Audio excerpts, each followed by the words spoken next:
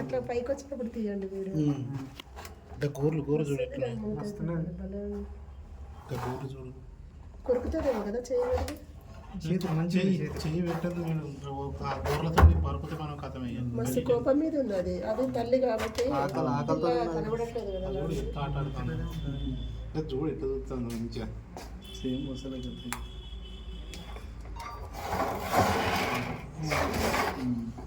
మూసుకుంటాను.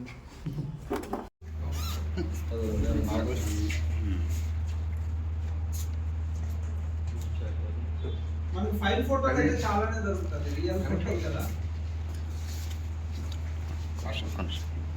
అది ఒక సెకండ్ లో బయటకు వచ్చేస్తుంది, మనం ఏం చేయలేము. అని హ్యాండిల్ చేయడం కష్టం, అది మొత్తం పీకేస్తుంది. మాకు తెలిసి వచ్చినది ఒక పెద్ద ర్యాకెట్ ఉంది, ఒక పెద్ద ఈ అలుగుకు సంబంధించినటువంటి స్మగ్లింగ్ అనేది ఒక ఆర్గనైజ్డ్ పోచింగ్ కమ్ ట్రేడ్ అనేది ఇక్కడ జరుగుతూ ఉందనే విషయం మేము ధృవీకరించుకున్నాం.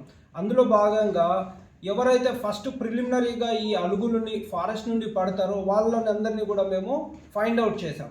దాంట్లో ముఖ్యంగా ముగ్గురు వ్యక్తులు ఎవరంటే కోరం నాగయ్య, కోరం పెంటయ్య, కోరం కృష్ణమూర్తి.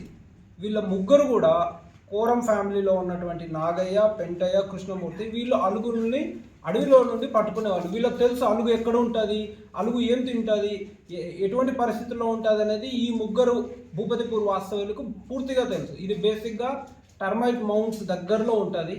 యాంట్ ఈటర్, ఇది స్కేలీ యాంట్ ఈటర్ అంటారు. ఇది ఎక్కడ ఉంటుందంటే ఎండిపోయిన చెట్ల తొర్రల్లో డే టైంలో పడుకొని ఉంటుంది. సో ఇటువంటి పరిస్థితులన్నీ ఈ హ్యాబిటేషన్ దాని బిహేవియర్ అంతా తెలిసినటువంటి వీళ్ళందరూ ఏం చేశారంటే దీన్ని కరెక్ట్గా ట్రేస్ అవుట్ చేసి దాన్ని పట్టుకొని వాటిని పోచింగ్ అనేది జరిగింది. ఏ విధంగా జరిగిందంటే నాగయ్య అనే అతను గతంలో 2 స్కేలీ యాంట్ ఈటర్స్ని పట్టుకున్నాడు.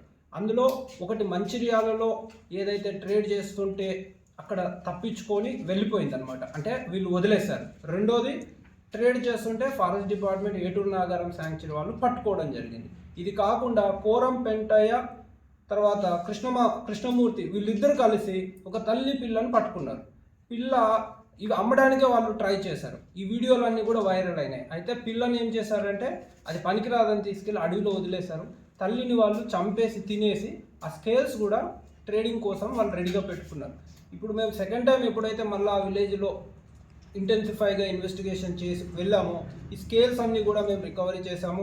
ఆ తల్లిని కోసుకొని తిన్నటువంటి ఆనవాళ్ళు, దానికి సంబంధించిన ఎవిడెన్స్, కత్తులు, గొడ్డళ్ళు, ఆ పాత్రలు ఇవన్నీ కూడా మేము సీజ్ చేసాము. దానికి సంబంధించినటువంటి డిఎన్ఏ ఫింగర్ ప్రింటింగ్కి, సిసిఎంబికి కూడా కొన్ని ల్యాబ్ అనాలిసిస్ కోసం కూడా పంపించడం జరిగింది. ఈ మొత్తం